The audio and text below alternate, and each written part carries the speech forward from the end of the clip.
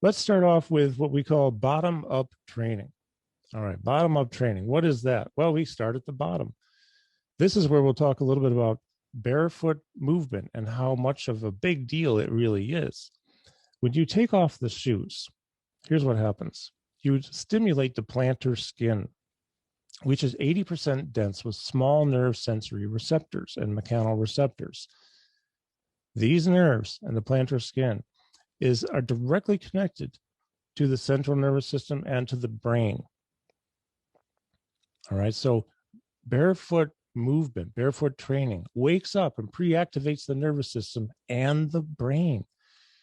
Basically, what happens is when you wear shoes and socks for decades, okay, you're wearing shoes and socks for decades, and over the decades, you're getting less and less sensory input from the surface underneath you, because when you wear shoes, especially the thicker the sole, the worse it is, because you're dampening the sensory input. You're not getting an accurate, let's say, proprioceptive awareness or input of the vibrations underneath you, the surface underneath you. Okay, so, and these nerves tend to just fall asleep. It's not like they're dead, but they fall asleep.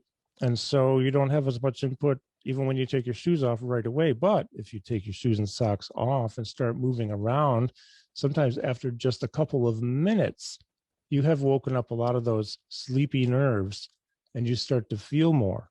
All right, you get more input into the brain through the nervous systems on what is underneath you. This helps to create what we call improved anticipatory responses and reflexive stability. An example of an anticipatory response is I'm going to jump from one place to another, even if it's a short distance. So I'm going to prepare myself. I'm going to jump, and I know that when I land, I have to brace.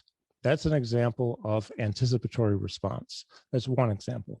Reflexive stability would be an example of, well, take me, for example, in San Luis Potosi, Mexico, 2 nights in a row at the same restaurant. I left and went out the door, and I stepped off the curb with my left foot onto the road. So it was a step down of quite a few inches.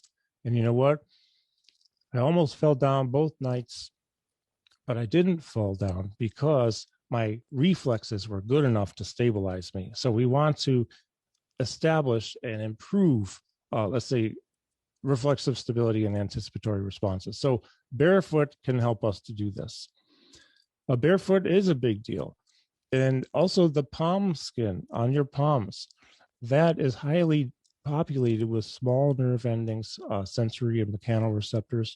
Okay, if we just take our fingertips and touch them together while we're doing things, this can actually oftentimes create improved stability. And that comes from a study, which I can send a citation to if you wish, on canes and the use of a cane when walking. The cane isn't so much used to lean on in most cases. It's the vibratory input, the impact force from the ground up through the cane into the palm of the palm skin to wake up those little nerves. Okay. I advocate training barefoot every day, even if for 5-10 minutes, not even necessarily training, just walking around.